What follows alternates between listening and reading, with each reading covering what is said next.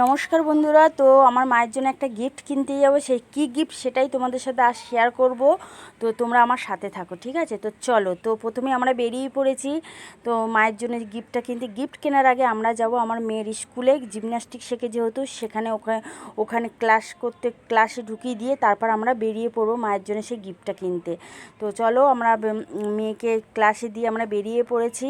তো যাওয়ার পথে কিছু ভিডিও তোমাদের সাথে করলাম। তো তোমরা দোকানটা দেখে বুঝতেই পেরে গেছো কী গিফট। নতুন করে তোমাদের কিছু বলার নেই, ঠিক আছে? তো মায়ের জন্য আমার একটা ফোন গিফট দেবো। তো আমার মায়ের ফোনটা খারাপ হয়ে গেছে, তো অনেক দিন ধরেই খারাপ ফোনটা মানে ইউজ করছিল।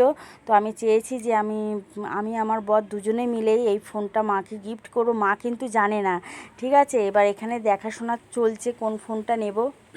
তারপরে আমি ঠিক করলাম যে এই ফোনটাই নেব। তো ওদেরকে বললাম ঠিক আছে, ফোনটা প্যাক করে দিন।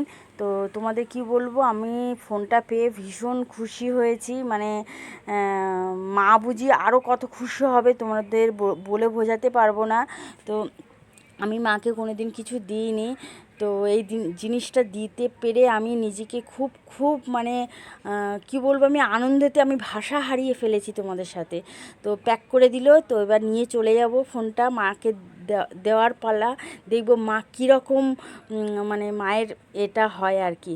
তো চলো, এই যে নিয়ে নিয়েছি ব্যাগটা নিয়ে। তো মার হাতে যখনই ফোনটা এসে দিয়েছি না, মা সঙ্গে সঙ্গে মানে রেগে গেছে। কেন এনেছিস, কিসের জন্য এনেছিস, তোদের বেশি টাকা খরচা হয়ে গেছে, দরকার নেই। এদিকে মা খুশিও হচ্ছে, এদিকে রাগও করছে। মায়ের খুশিটা মায়ের মুখে ধরা পড়েছে। আর মায়ের এই খুশি মনটা দেখে না আমি শান্তি পেয়েছি যে না, আমি মাকে কিছু দিতে পেরেছি।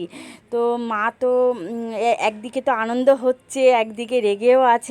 তো মায়ের রাগ বেশিক্ষণের জন্য না, 5 মিনিটের জন্য ও ঠিক হয়ে যাবে। তো মাকে বললাম ফোনটা কেমন হয়েছে, মা বললো খুব সুন্দর হয়েছে, ভালো হয়েছে। তো বন্ধুরা, ভিডিওটা যদি ভালো লাগে আপনারা আমার সাথে থাকবেন। আর আপনারা আমার সাথে ছিলেন বলে আমি এত দূর আগাতে পেরেছি।